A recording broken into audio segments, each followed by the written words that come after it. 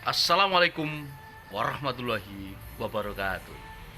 Baik, bagaimana kabar rekan-rekan mahasiswa dimanapun Anda berada?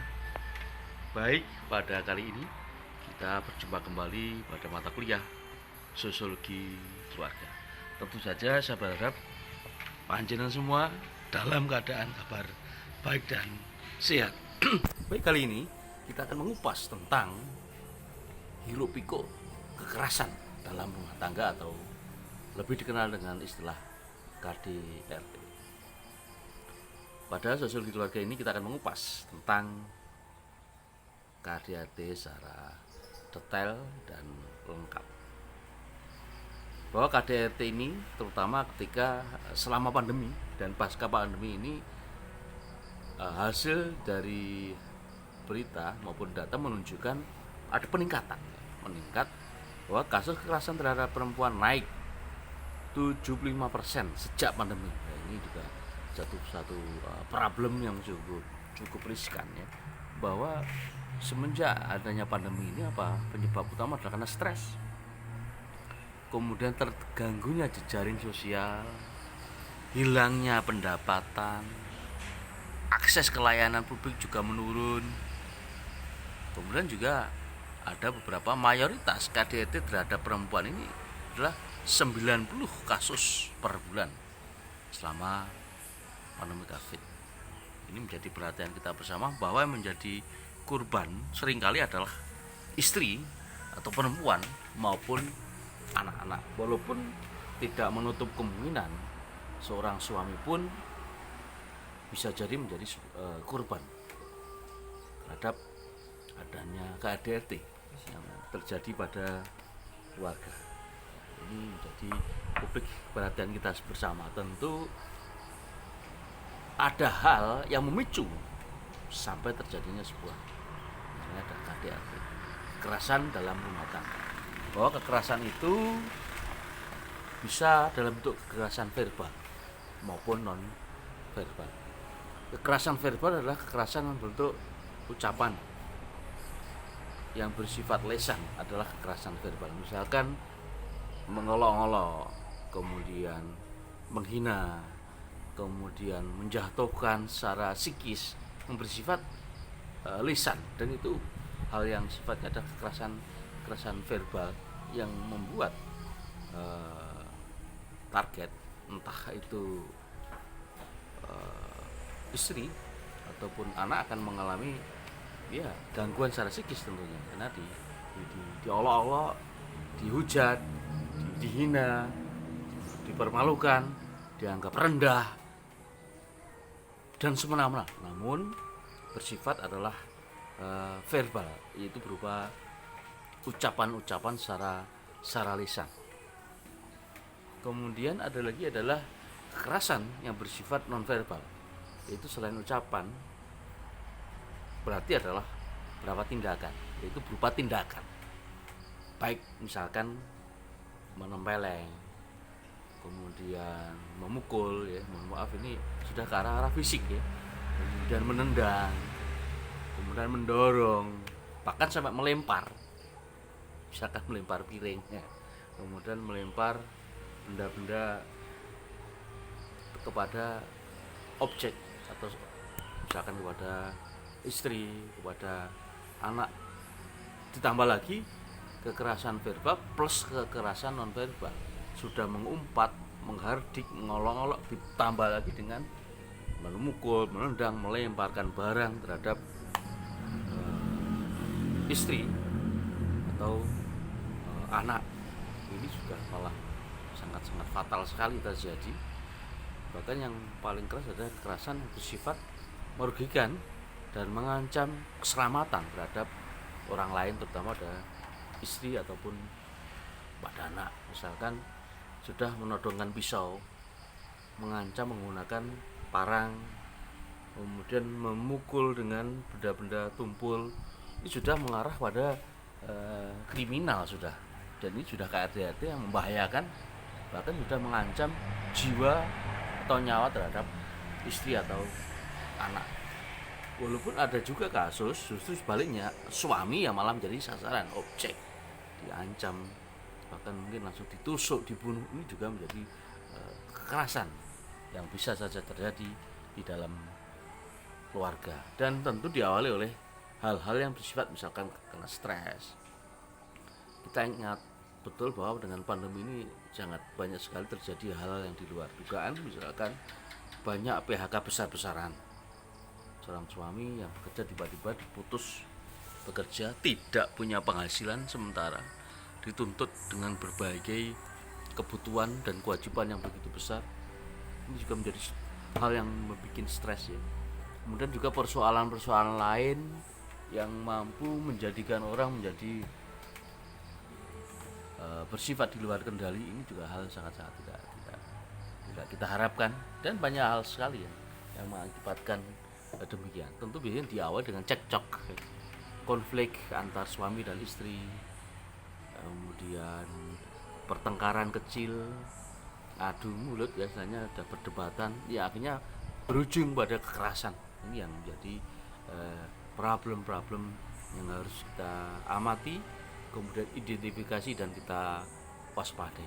Tentu haruslah dibangun melalui komunikasi yang efektif, komunikasi yang intens, komunikasi yang baik antara suami dan istri, antara ayah dengan anak, antara istri dengan anak. Itu perlu dibangun harmonis, hubungan batin yang baik, tidak ada perselisihan maupun konflik-konflik yang saling menyerang.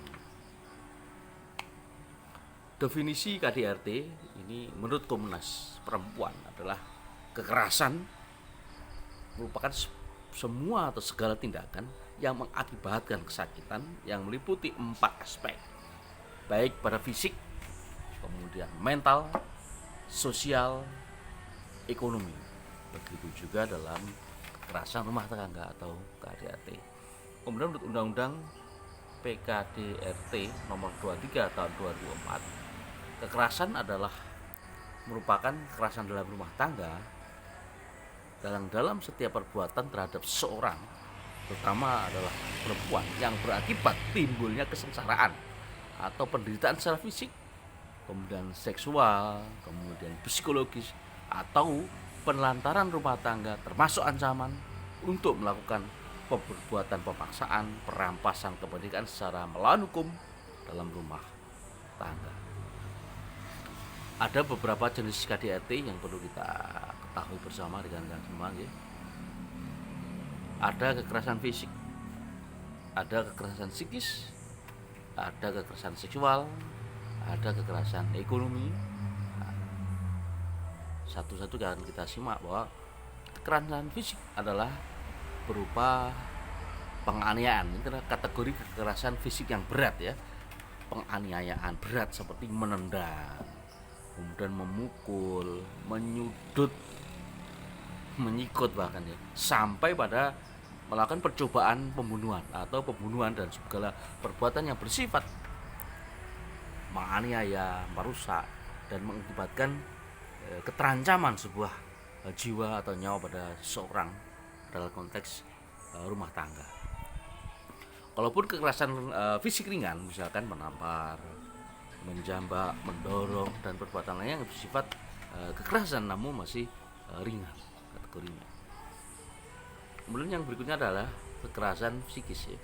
Bahwa kekerasan psikis ini yang berupa berat ya, berupa tindakan pengendalian, manipulasi, eksploitasi, kesewenangan, perendahan, dan penghinaan dalam bentuk pelarangan, pemaksaan, dan isolasi sosial.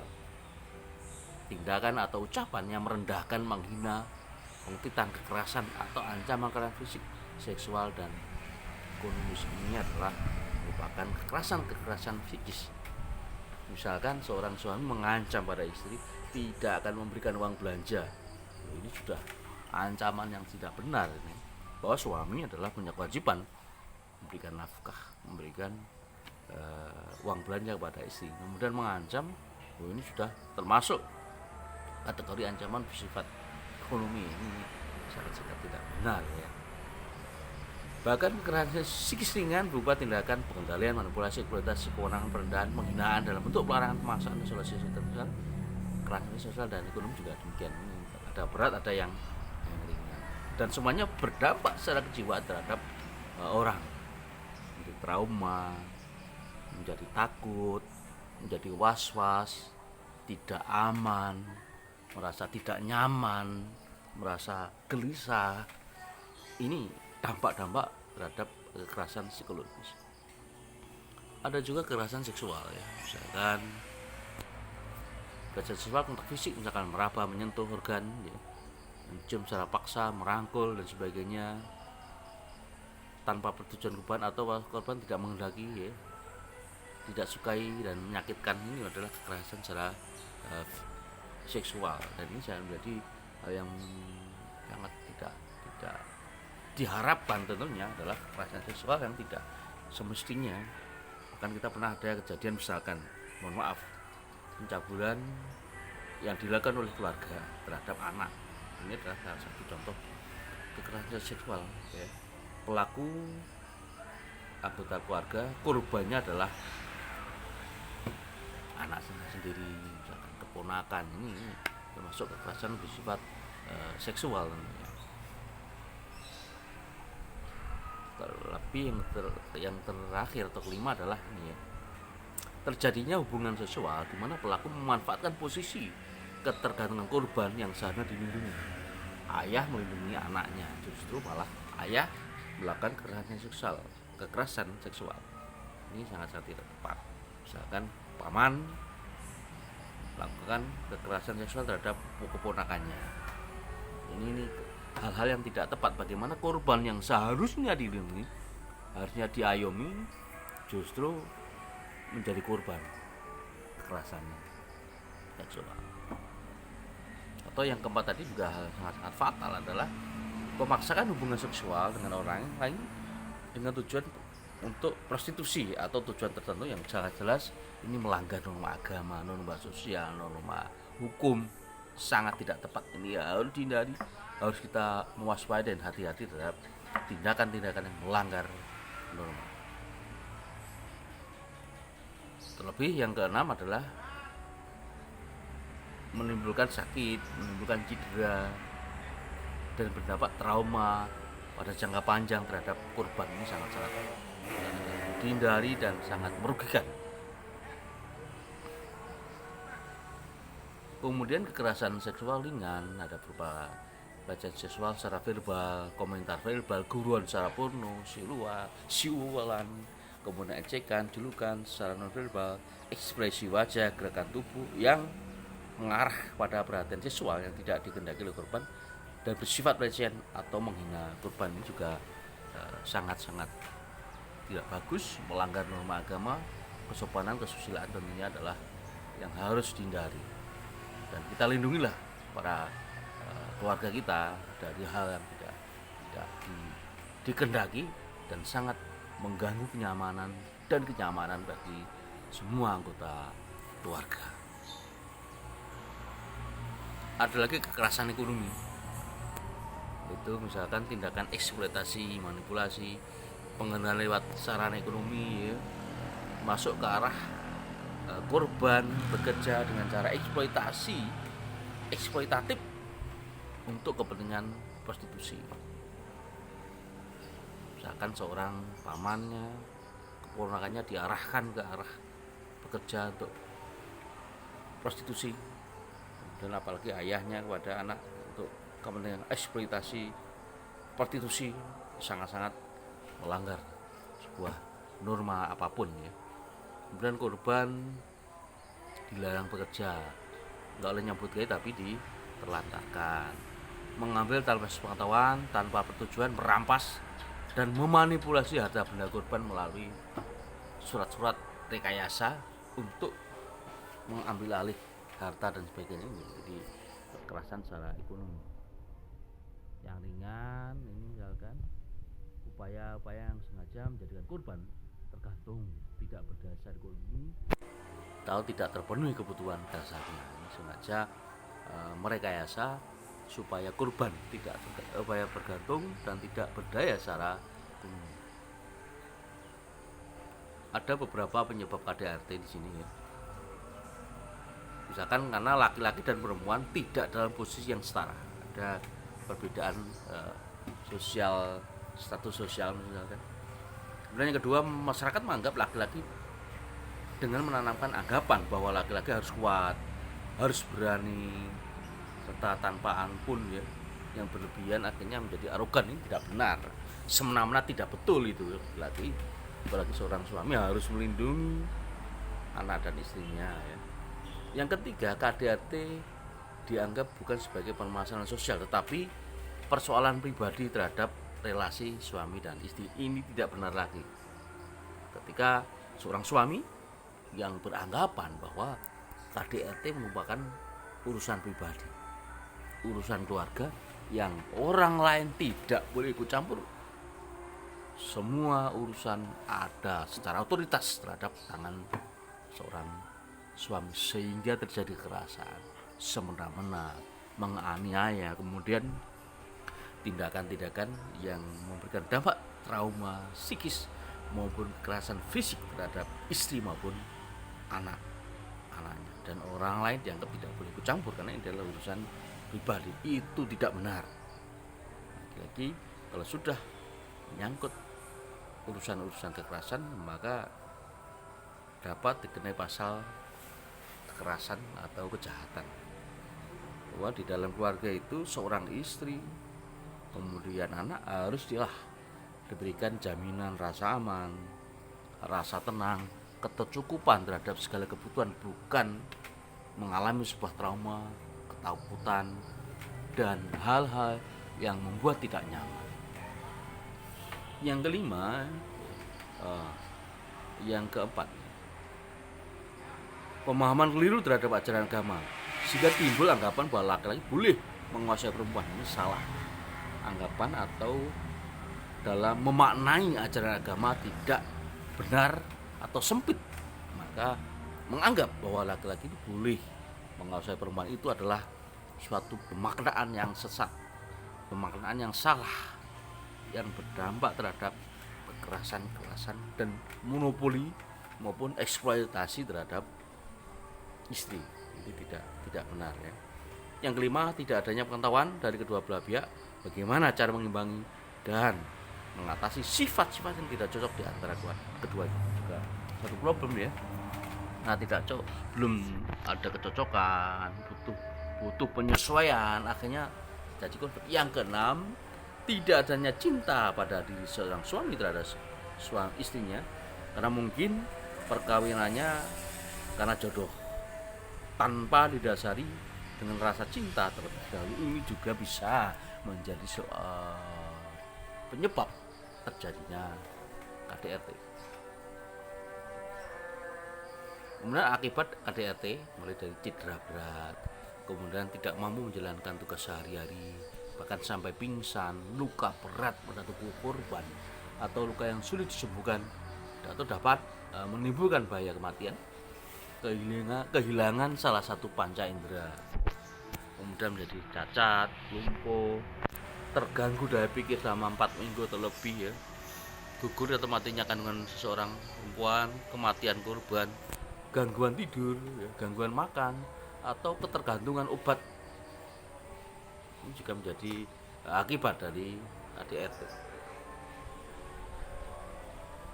Bahkan gangguan stres pasca trauma, gagal fungsi tubuh ya, kemudian depresi berat atau destruksi diri, kemudian gangguan jiwa. Ini juga menjadi dampak akibat dari KDRT di dalam rumah tangga ya.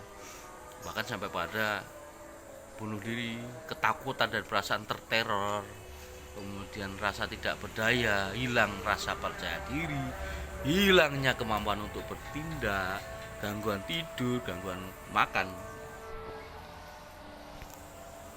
sakit kepala, fobia dan sebagainya. Lalu untuk mencegah KDRT bagaimana? Pertama adalah bagaimana kita mencoba untuk mengelola stres. Bahwa setiap orang, setiap keluarga tidak mungkin lepas dari namanya masalah. Suami atau istri pasti akan menghadapi berbagai persoalan terhadap masalah-masalah. Misalkan bagaimana dalam mengelola stres ini, masing-masing pasangan ya saja saling berdiskusi, kemudian terlibat, saling bertukar pikiran, menyampaikan ide dan gagasan akan suatu persoalan, sekaligus bagaimana solusi yang terbaik dan yang tepat serta efektif untuk diselesaikan. Berdiskusi antara pasangan, antara suami dan istri, anak dengan orang tua, ini akan jauh lebih baik. Bagaimana stres ini dikelola dengan baik, kemudian diidentifikasi serta diberikan solusi yang tepat supaya stres ini tidak berkelanjutan, tapi diberikan solusi yang benar dan efektif. Kemudian yang kedua adalah bangun komunikasi yang baik. Bagaimana dengan komunikasi ini akan bangun relasi yang sehat, meredam emosi ketika berkomunikasi ya. Saling mengerti, saling memahami antara suami dan istri, antara anak dengan orang tua jauh akan lebih bagus sekali. Kata kuncinya adalah membangun komunikasi yang positif. Karena apa? Apapun persoalannya, ketika dikomunikasikan dengan baik dari hati ke hati, pasti akan ada solusi yang terbaik pula. Kemudian komitmen sosial apa? Saling menghargai, saling bersedia meminta maaf, serta berkomitmen untuk menyelesaikan persoalan-persoalan dengan win-win solution. Nah ini bagus lagi, sudah ke arah komitmen memberikan suatu solusi secara bersama-sama, suami dengan istri, anak dengan orang tua. Ini komitmen sosial yang bagus, siap untuk saling menghargai, saling bersedia memberikan minta maaf, dan berkomitmen untuk menyelesaikan persoalan dengan baik. Kemudian membagikan beban ini juga hal yang tidak seringkali diabaikan, tapi sangat penting. Apa? Pengaturan jadwal pekerjaan domestik, misalkan tentang siapa yang masak, mengatur rumah, mengantar anak ya, work from home kalau dulu zaman di pandemi ya. Kemudian bagaimana mendidik anak, mendampingi anak, pembagian tugas yang jelas sehingga tidak ada terkesan mengeksploitasi istri, kemudian apalagi ada eksploitasi suami. Ini saling menghargai, masing-masing diberikan tugas, masing-masing membagi tugas. Suami bekerja, suami mencari nafkah, kemudian istri mendidik anak, misalkan istri mengantar anak. Ini ada pembagian tugas yang jelas, yang mana saling memahami, saling mengerti, berbagi tugas untuk kepentingan keluarga. Tidak ada yang dimonopoli, tidak ada yang dieksploitasi, saling memahami karena dari hati ke hati. Yang berikutnya lagi adalah quality time. Nah, bagaimana membangun quality time antara suami istri, bapak dan anak, ibu dan anak ya, untuk kegiatan yang positif, misalkan olahraga, naik mobil bareng-bareng atau naik motor bareng-bareng, jalan-jalan bersama ke taman, kemudian ke rumah makan atau ke kantin, ke kedai ngopi bersama, makan-makan, guyon-guyon, beribadah bersama-sama baik di rumah maupun di luar. Kemudian mungkin nonton bioskop bagi yang memang ke bioskop, katanya hobi lah, atau bermain. Bagaimana anak didampingi, diajak ikut dalam aktivitas keluarga bersama-sama. Ini akan membangun sebuah quality time, saling menghargai, saling memahami, saling mengerti, dan berbagi perhatian dan kasih sayang akan ini mengurangi terhadap hal-hal yang bersifat kekerasan, karena sudah saling mencintai, suami dan istri mencintai anak, anak pun juga mencintai orang tuanya, saling memberikan perhatian, saling menolong, saling berkorban, saling memberikan sesuatu, mendorong, memotivasi, mendukung.